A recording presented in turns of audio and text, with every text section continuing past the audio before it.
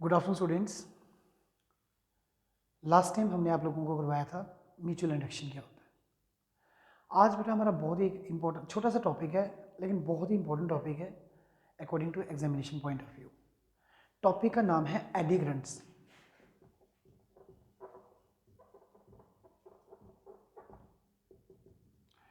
और आप इसको फैकल्ट करंट भी कहते हो।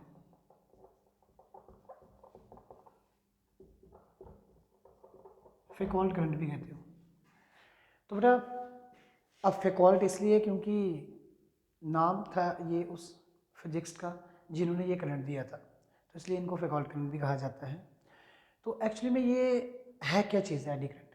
तो ये एक्चुअली में क्या है? Eddy current or the current, लिख लीजिए, eddy current or the current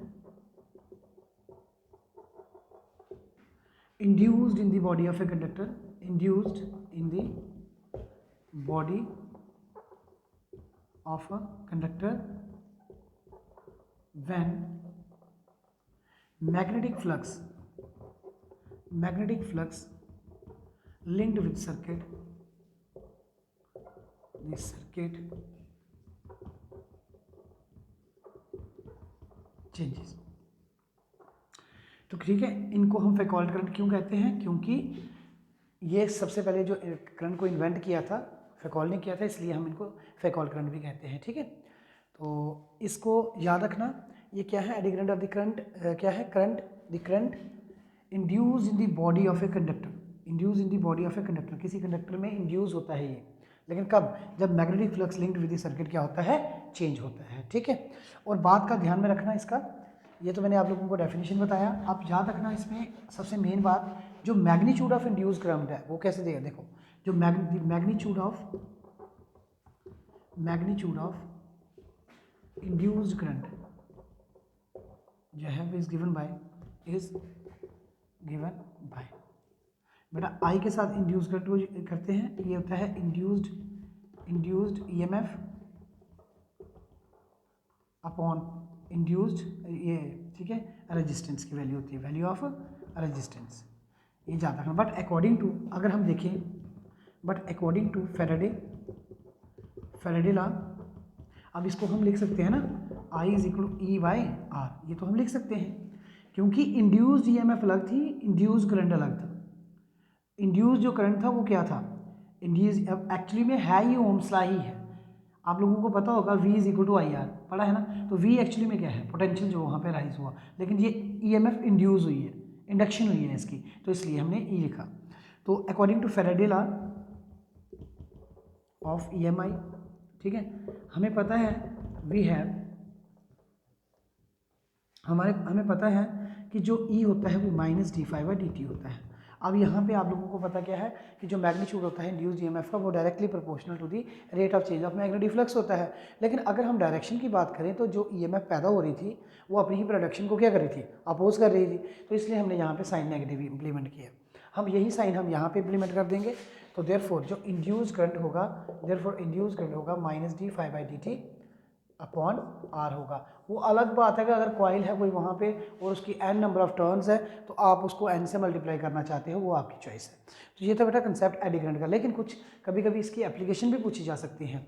तो याद रखना एप्लीकेशन में पहली एप्लीकेशन तो इसकी बहुत ही इंपॉर्टेंट एप्लीकेशन है, इसके बारे में आपको पता भी होगा, हो सकता है, और आप इम्प्लीमेंट भी करते होंगे। ये कहाँ यूज़ होती है? इलेक्ट्रोमैग्नेटिक ब्रेक्स में। इंडक्शन फर्नेस में होता है, लेकिन इलेक्ट्रोमैग्नेटिक ब्रेक्स, पहले देखिए इलेक्ट्रोमैग्नेटिक ब्रेक्स हो गया। दूसरा स्पीडोमीटर हो गया, स्पीडोमीटर। अब भाई आप गाड़ियाँ चलाते हो ना, तो उसमें स्पीडोमीटर जो हमें स्पीड की मेजरमेंट, जिससे हम स्पीड की मेजरमेंट करते हैं, उसको हम क्या कहते हैं? स्पीडोमीटर कहते हैं। और हर एक बाइक के आगे लगा होता है, ठीक है, तो वहाँ पे जो करंट इंप्लीमेंट होता है वो कौन सा होता है? एडी करंट होता है। ठीक है, तो इलेक्ट्रोमैग्नेटिक ब्रेक्स में भी ये इंप्लीमेंट होता है। तो रजिस्ट क्या होता है? ये एडी करंट क्या होता है? Current induced in the body of a conductor when magnetic flux linked with this circuit, जहाँ जो भी होगा कंडक्टर होगा चेंज करेगा। तो ये बेटा हमने आज आपका जो टॉपिक फिनिश किया है वो किया है EMI। ठीक है, हाँ, EMI के ऊपर कुछ क्वेश्चंस हैं मुझे पता है। एक तो ट्रांसफार्मर है, बहुत इंपॉर्टेंट क्वेश्चन, वो हम नेक्स्ट लेक्चर में लेके आने वाले हैं, और एक AC जनरेटर है। तो पहले हम उनको पढ़ेंगे, फिर हम AC आपका स्टार्ट करवाएंगे। लेकिन सबसे पहले आज इसके ऊपर कुछ डेफिनेशंस हैं जिसके ऊपर हमने फोकस रखना है, क्योंकि अगर ट्रांसफार्मर है वो भी एसी में यूज़ होगा, क्योंकि ट्रांसफार्मर क्या करता है, एसी की वोल्टेज को इंक्रीज़ करता है या डिक्रीज़ करता है, मीन्स कि चेंज करता है। अब इसलिए हम आज आपको सबसे पहले बताएंगे what you mean by AC. Alternating current क्या होता है? अल्टरनेटिंग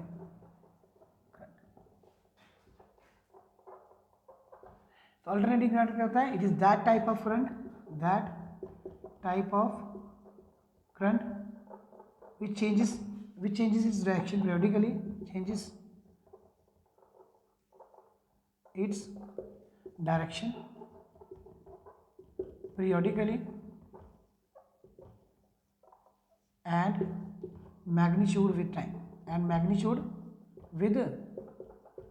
जो मैग्नीट्यूड चेंज होता है वो विद टाइम होता है। ठीक है, मैं आपको बताता हूँ किस तरह का होता है। ये देखिए, जैसे देखो बेटा, ये हमारे करंट की वैल्यू देखिए, ये कुछ इस तरह से मूवमेंट करता है, इधर को टाइम होता है। ठीक है, ये हमारा हाफ टाइम पीरियड ये कंप्लीट होता है। और बेटा याद रखना, this is called the peak value. Actually में क्या होती है?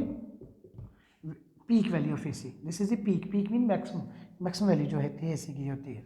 एसी कुछ इस तरह से साइनोसाइडल ग्राफ होता है इसका। साइनोसाइडल ग्राफ कौन सा होता है? जिसमें साइन का ग्राफ जैसे होता है वैसे ही एसी का ग्राफ होता है। और याद रखना, द इंस्टेंटेनियस जो वैल्यू होती है ऑफ करंट जो होती है वो ऑलवेज होती है I is equal to I not sine omega t, ये इसकी वैल्यू होती है। ठीक है, आप याद रखना वेयर आई नॉट क्या है? Is the peak value of AC, peak value of AC. ये आई नॉट क्या है? पीक वैल्यू किसकी है? एसी की।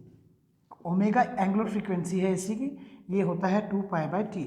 बट आपको पता है 1/t क्या होता है? फ्रीक्वेंसी होता है, तो ओमेगा को 2πf भी कहते हैं।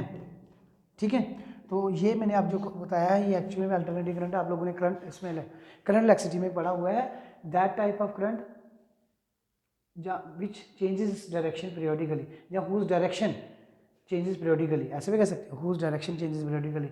ठीक है, current which changes its direction periodically and magnitude with time. और मैग्नीट्यूड और डायरेक्शन दोनों जिसमें चेंज हो उसको हम क्या कहते हैं? अल्टरनेटिंग करंट कहते हैं।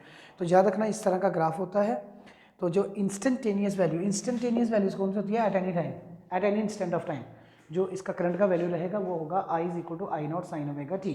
ठीक है, और आई नॉट क्या होगा? Peak value of AC, this is called the peak value of AC. तो ये था बेटा हमारा आज छोटा सा lecture on the basis of eddy current and alternative current. Thank you very much.